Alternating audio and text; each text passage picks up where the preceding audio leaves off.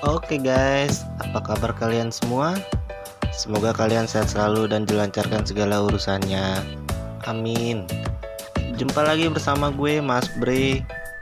Kali ini gue akan membahas sebuah film yang menceritakan tentang seorang laki-laki dan beserta teman-temannya yang membuat sebuah tim khusus dan berkedok sebagai perusahaan taksi, di mana bertujuan untuk membalaskan dendam orang-orang yang tertindas dan membutuhkan keadilan, namun tak kunjung mendapatkan keadilan selayaknya. So, penasaran dengan filmnya? Kita nonton saja videonya. Let's go.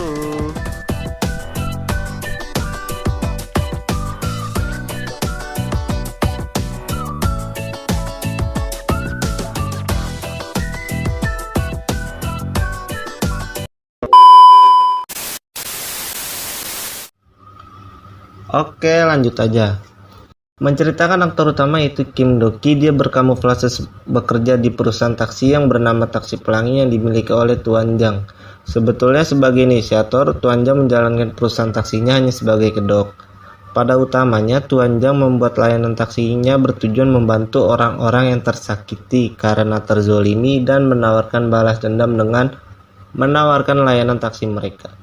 Wow, dalam pekerjaannya, Kim dibantu oleh ketiga rekannya yang bernama Park Jin-on sebagai kepala mekanik, Chok Kyung-ko sebagai ahli teknik, dan wanita yang ahli di bidang IT yang bernama An Go-eun.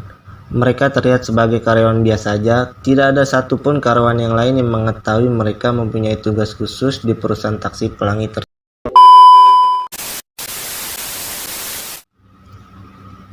Beberapa waktu kemudian, terlihat seorang wanita yang berusaha kabur dari rumah sakit yang bernama Kang Maria. Lalu dia berjalan di atas jembatan tanpa tujuan.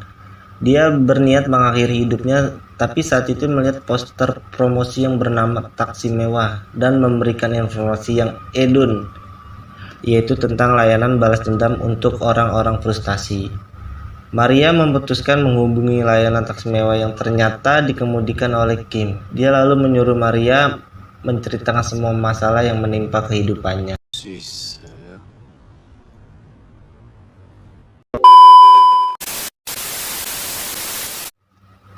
Kisah pilu itu bermula saat Maria seorang yatim piatu dan dibesarkan di sebuah panti asuhan. Sebagai wanita dewasa, dia berniat bekerja dan pamit dari panti itu. Walaupun dia mempunyai kekurangan, yaitu autis ringan.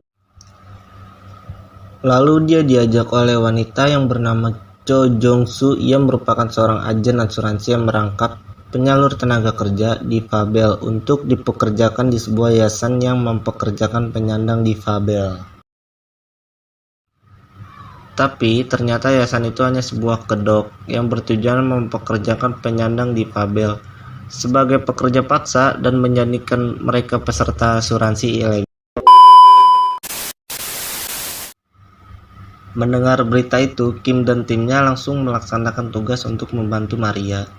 Tuan Jang, Kim dan timnya langsung rapat membahas tugas dalam membantu Maria untuk misi balas dendam yang ternyata pabrik itu dimiliki oleh Park Jo-chan dan asisten seorang difabel bernama Jo Jo-geun.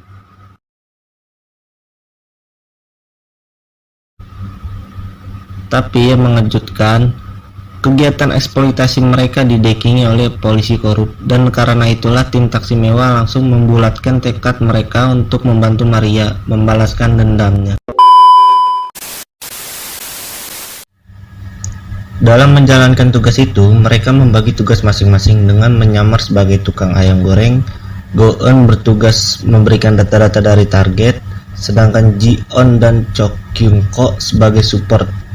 Lalu Tuan Jang bertugas sebagai humas demi melancarkan tugasnya, dan Kim bertugas sebagai eksekutor untuk menghabisi target.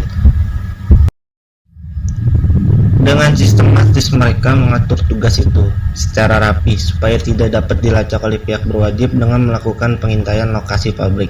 Tuan Jang yang berganti peran sebagai orang kaya yang mendatangi kantor agen asuransi jiwa Ibu Choi. Ibu Choi sebagai agen yang paling berpotensi di kantor itu. Walaupun itu trik lama agar pasiennya bisa percaya sepenuhnya. Kemudian, Kim juga turun tangan untuk melakukan perannya. Dia berpura-pura menjadi pembisnis muda yang akan membeli barang di tempat itu. Kim melakukan jebakan kesepakatan kontrak kepada pemilik pabrik tersebut dan meminta mereka menyiapkan barang dengan waktu 2 hari. Melihat kesepakatan yang dibuat oleh Kim, pemilik pabrik tersebut setuju walaupun stok barangnya yang dipunya sangat minim. Sementara keesokan harinya, Tuan Zhang berhasil membuat Ibu Choi percaya dan bersedia memberikan tumpangan pada mobilnya. Dan kemudian Tuan Zhang beserta rekannya berhasil menculik agen asuransi tersebut dan membakar mobil beserta barangnya untuk menghilangkan jejak. Di tempat lain, Jong-eun sedang memeriksa barang yang akan dibeli oleh Kim di pelabuhan. Lalu Kim muncul menyamar sebagai pencuri yang akan mengambil barangnya yang dibawa Jong-eun. Itu bertujuan agar Jong-eun tidak dapat memenuhi kerjasama yang dilakukan oleh Kim. Dan muka polos tanpa dosa, Kim mendatangi pabrik itu keesokan harinya. Seolah-olah dia protes dan marah mendengar alasan mereka, tapi justru Kim memberikan uang jaminan dan kuota yang sangat banyak, dengan perjanjian yang sangat mencekik jika mereka tidak dapat menepati janjinya lagi.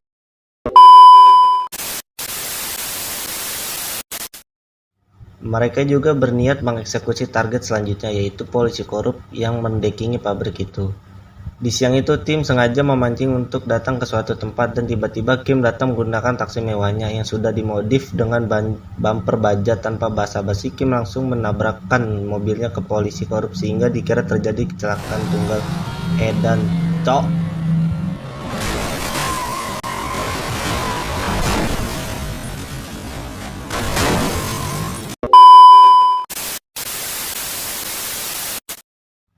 Kemudian di malam harinya, mereka berniat melakukan transaksi barang di pelabuhan.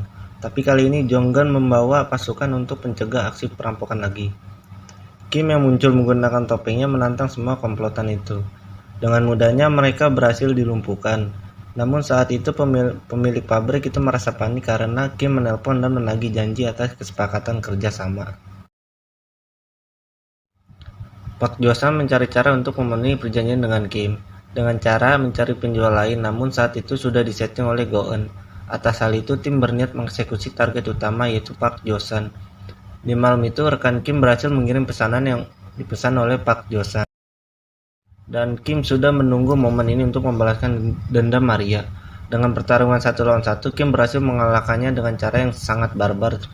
Layaknya sebuah karma yang sudah diperbuat pada korban-korbannya, Kim memasukkan Park Jo-san ke dalam drum.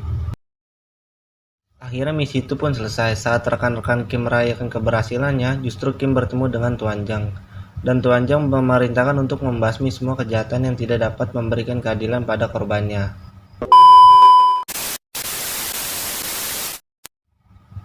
So, gimana kelanjutan videonya? Mari kita nantikan episode selanjutnya. Terima kasih yang sudah nonton. Support terus channel ini dengan like, share, and subscribe.